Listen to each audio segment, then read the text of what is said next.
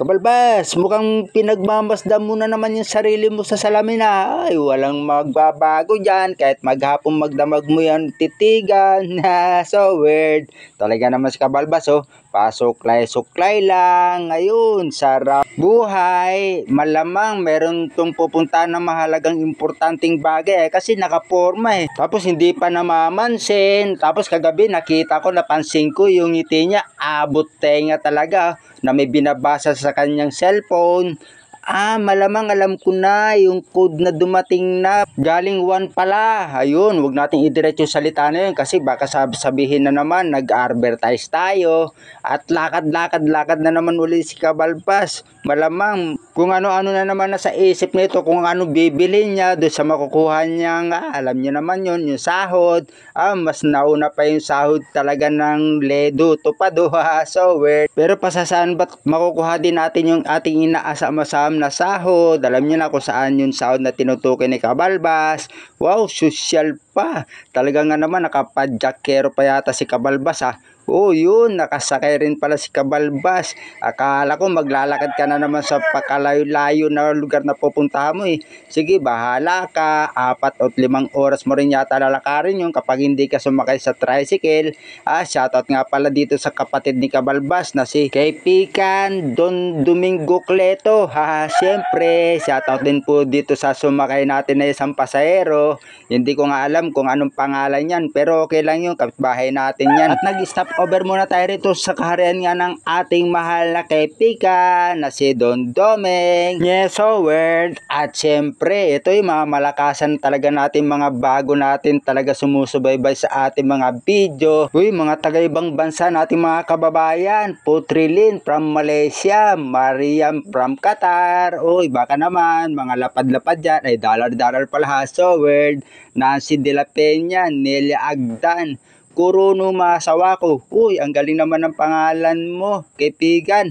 From Japan ka ba? Baka naman maraming lapad dyan. Yes, so weird. Joke lang po baka naman po seryosohin nyo. Pero anytime po, tumatanggap po tayo ng lapad. Yun lang. Kapal talaga ni Kabalbas. At syempre, tuloy-tuloy natin yung pagsya-shoutout na Eugenia Faustino, Sagon Ignacio, Simon Salcedo Orpesa, J. Hiromo, parang Bulacan pala to kahapon, shoutout po sa mga taga Bulacan.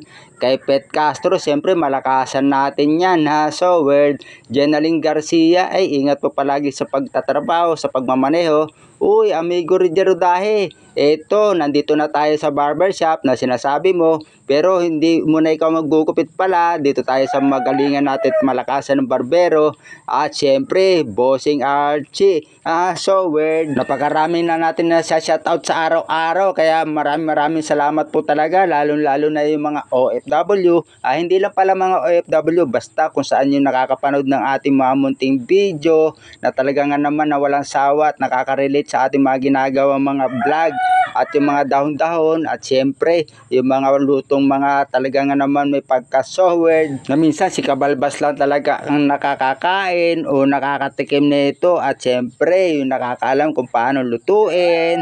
At yun nga, inuumpisa na nga pala si Kabalbas na gupitan at syempre nagugupit sa atin, malakasan din yan kasi 4 na taon na raw siyang gumugupit o nanggugupit ng mga buhok, kaya tingnan nyo naman, napaka-forward ng pagkakagupit. Yun lang. At syempre dito muna tayo sa malakasan na Paris tayo kumain muna. At gutom na kasi si Kabalbas. Alam niyo naman, minsan lang makalabas ng lungga si Kabalbas, kaya sinusulit niya rin yung pagkakataon na ito. Alam niyo naman, talaga may kalayuan na lugar na to para puntahan palagi o araw-araw. Kasi kailangan dito talagang may service ka o yung may pajero ka. So weird. At nakikita niyo ba yung paa na nakataas do sa aking bandang likuran? Siyempre, yun ang paa ng aking mahal na kapatid, ang kuya ko nga na si Don Domeng. Ganyan talaga kumain pag nasa mamahaling kainan. Siyempre, feel at home, itaas ang paa habang kumakain at mainit-init na talaga nga naman itong Paris. At siyempre, murang-mura lang dito sa kinainan namin. Yun nga lang, hindi alam yung pangalan. Basta yung in-order namin ng aking mahal na kuya, ito, tingnan nyo. Diba, sabaw pa lang, ulam na. Kasi ayaw niya talaga ng mga laman loob mo. Alam niyo naman, mataas ang ating uric acid. Tingnan nyo, subo-subo lang tayo rito. Naghaharap nga pala dyan si Kabalbas ang plain rice, pero wala daw sila, kaya fried rice lang yung binigay sa atin na order. At syempre, nakadalawang order tayo dyan ng rice o ng fried rice kasi napakasarap talaga ng sabaw eh. Sabaw pa lang talaga, mapapaulam ka na. Oh, ayan oh, sarap-sarap oh. At may sili nga pala dyan, nakalimutan ko lang yan kanina. Yun nga lang. Huli man daw at magaling, habol pa rin. O, diba? Kasabihan na naman yun. O, yun. Tayo mga Pilipino kasi, marami tayong kasabihan. At nga pala, bigla ko naalala, mga OFW, shoutout nga pala sa inyo. Na nabanggit ko na rin pala kanina. At yun nga lang, inulit ko lang pala. So, ito nga pala si Kabalbas, lagi nagpapaalala, mahalin ang ating kalusugan at ang ating kalikasan. Okay.